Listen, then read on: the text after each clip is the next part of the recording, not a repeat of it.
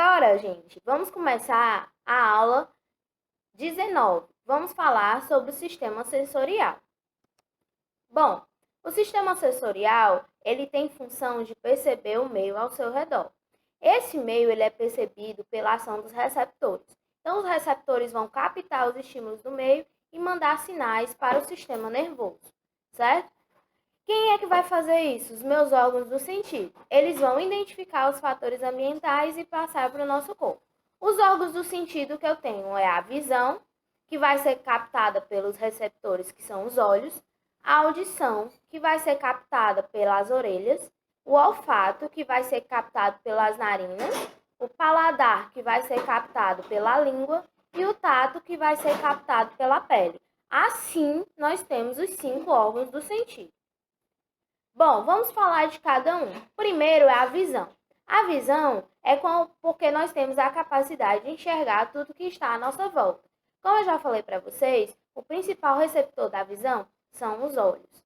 Nós temos o globo ocular, que é o nosso olho como um todo, que a função dele é receber os estímulos luminosos e assim converter em impulsos nervosos, né? Para que seja formada a imagem. O meu olho ele é formado exclusivamente por 3 membranas, que é a esclera, a coroide e a retina. Todos 3 vão desempenhar funções para a produção da nossa visão. No meu olho, nós temos meios de refração também, que é o que vai auxiliar na formação da imagem, que é a córnea, o humor aquoso, o cristalino e o humor vítreo. Então, tudo isso vai auxiliar na formação da imagem, então, para a gente conseguir enxergar. Fora isso, nós vamos também ter o nervo óptico, a pupila, a íris, a lente, a conjuntiva. Então, todos esses fatores vão auxiliar na nossa visão.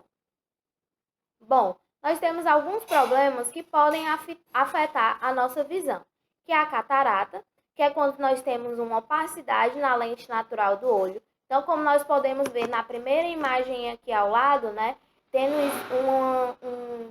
uma branquidão, né, um esbranquiçamento da lente do olho. A conjuntivite, que é uma inflamação ou uma irritação na membrana conjuntiva, ou seja, na parte branca do nosso olho, né? E isso vai fazer com que ela fique bem irritada, como vocês estão vendo aqui. Nós também temos a miopia, que é uma dificuldade de enxergar as coisas distantes.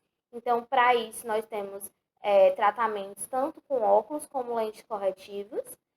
Nós temos também a hipermetropia, que é a dificuldade de enxergar coisas próximas. Então, você tem dificuldade de ler livros, então coisas que estejam bem próximas a você, você tem dificuldade de enxergar. Isso também pode ser corrigido, tanto com o uso de óculos como de lente corretiva, e em alguns casos até mesmo cirurgia.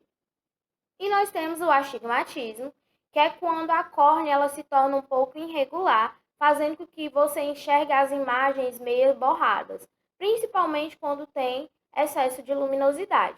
Então, o astigmatismo também é corrigido por uso de óculos ou lentes corretivas, certo? Então, essas são as doenças que afetam a nossa visão. Vamos agora para o nosso olfato. O olfato ele tem função de sentir o cheiro, né, o odor das coisas. O principal meio de captar o cheiro é pela cavidade nasal, ou seja, o nariz. No meu nariz eu vou ter uma coisa denominada epitélio olfativo, né? Como vocês estão vendo aqui na imagem, ó, ele está marcadinho aqui, que é como se fosse receptores para o cheiro.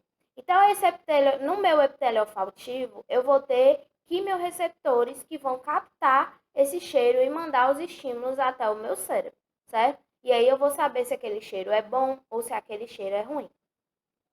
Em alguns casos, a pessoa pode sofrer de asnomia, que é uma inflamação nesse meu epitélio olfativo, fazendo que você perca a capacidade de sentir o cheiro temporariamente, né?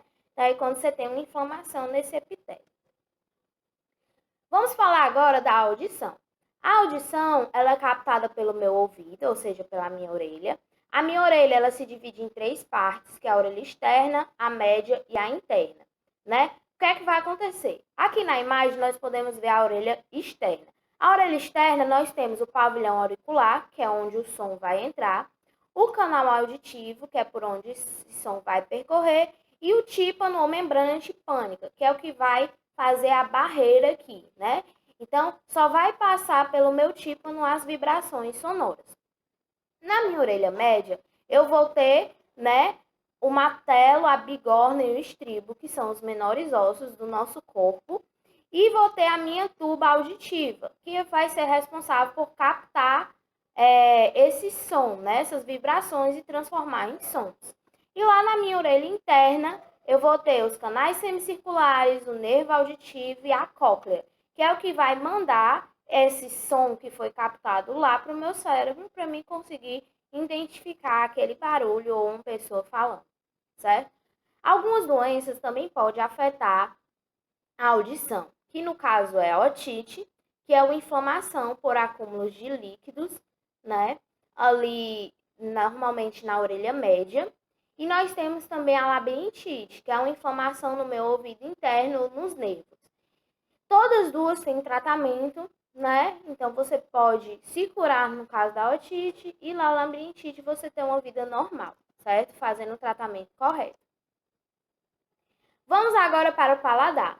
O paladar, ele é sentido pela língua. Na minha língua, eu tenho as papilas gustatórias, que vão ser responsáveis por identificar o sabor das coisas. Cada cantinho da minha língua vai identificar um sabor diferente, que na imagem ao lado nós podemos identificar.